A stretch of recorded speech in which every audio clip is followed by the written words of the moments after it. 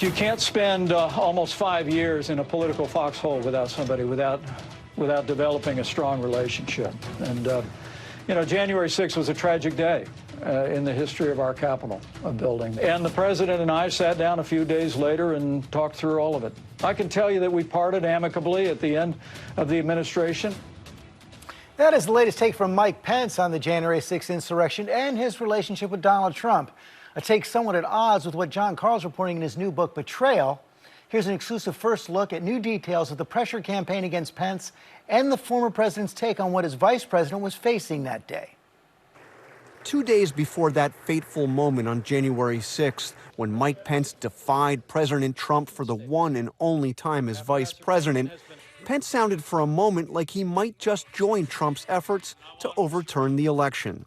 I share the concerns of millions of Americans about voting irregularities. And I promise you, come this Wednesday, we'll have our day in Congress. That was at a campaign rally in Georgia on January 4th, and the crowd loved it.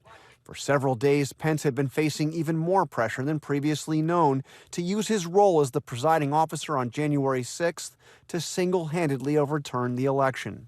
As reported for the first time in Betrayal, the final act of the Trump show, White House Chief of Staff Mark Meadows played a pivotal role in the pressure campaign on Pence, sending his top aide an email on New Year's Eve outlining the scheme.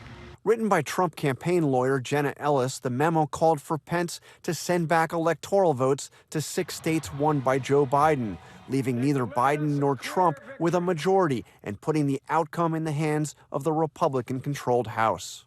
The next day, Trump's fiercely loyal 30-year-old aide Johnny McEntee sent another memo to Pence's chief of staff titled, "Jefferson used his position as VP to win." It was historically wrong, but McEntee's message was clear. Jefferson did it, and Pence must do the same. During a series of meetings over the coming days, Trump tried to turn the screws on Pence. On the evening of January 4th, he went public with his demand. I hope Mike Pence comes through for us. He's a great guy. Of course, if he doesn't come through, I won't like him quite as much. It had been reported back in January by the New York Times that Trump even pressured Pence on the morning of January 6th with a crude phone call. When I interviewed Trump for Betrayal, I asked him about that. There was a report, excuse my language, not mine, it was in the report, that you talked to him that morning and you said you could be a patriot or you can be a Did you really say that, or is that incorrect? I wouldn't dispute it. Really? I wouldn't dispute it. And when he stepped on the stage at his rally just before his supporters stormed the Capitol, Trump directed his and their anger toward Pence. If Mike Pence does the right thing, we win the election. If he doesn't, that will be a sad day for our country.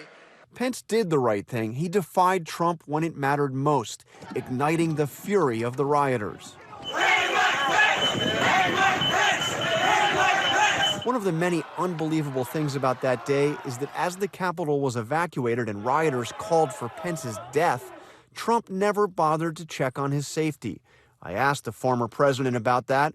Rather than condemning the chance to hang his vice president, Trump seemed to justify them. Were you worried about him during that siege? Were you worried about his safety? No, I thought he was well protected, and I had heard that he was in good shape. No, you heard those chants. That was terrible. I mean, those, he could have. Well, the people were very angry. They were saying, "Hang Mike Pence." Because it's common sense. How can you, if you know a vote is fraudulent, right? Yeah. How can you pass on a fraudulent vote to Congress? He went on to talk at length about how it was, quote, common sense that Pence should have acted to overturn the election. If Pence did what you wanted, you think you would still be in the White House? I think we would have won, yeah. Can you ever forgive him for that? I don't know, because I picked him, I like him, I still like him, but I don't know that I can forgive him. Angry and bitter in defeat, this is what Trump said when I asked him about his list of potential running mates if he were to run again. I mean, I assume Pence is no longer on that list. Well, I didn't say that, but I mean, I can assume that, can't I? But he did the wrong thing. Yeah. He's a very nice man. I like him a lot. Yeah. I like his family so much, but he did. It was a tragic mistake. There's no response to any of this from Mike Pence yet, but George, The real question is the one that you asked just now, Senator Barrasso, to Republican leaders and to Republican rank and file voters, as Donald Trump is very clearly suggesting that he is planning to run, or at least strongly considering running for president again. Can those Republicans support somebody who defended rioters calling for the execution of his former vice president? That's the question for every Republican leader now. Well, you saw Senator Barrasso certainly didn't want to criticize it. Meantime, you report on that Ellis memo to Mark Meadows. That's presumably one of the documents that is caught up in this executive privilege fight right now that is going to the courts that Donald Trump wants to shield. And Mark Meadows now could be facing the same fate as Steve Bannon, being held in contempt of Congress. The committee sure suggested that they're going to consider holding him in contempt. I'm sure Meadows is watching very closely what happens to Bannon. But this is a very important document, George. On New Year's Eve, it is from from Meadows himself, forwarded to Mike Pence's chief of staff, and it outlines in very clear detail what should be done on January 6th to effectively overturn the election, to effectively have a coup. This is Mark Meadows forwarding a memo not from an outside lawyer, but from a lawyer for the campaign, Jenna Ellis. Jon Karl, thanks very much. Betrayal's out this week.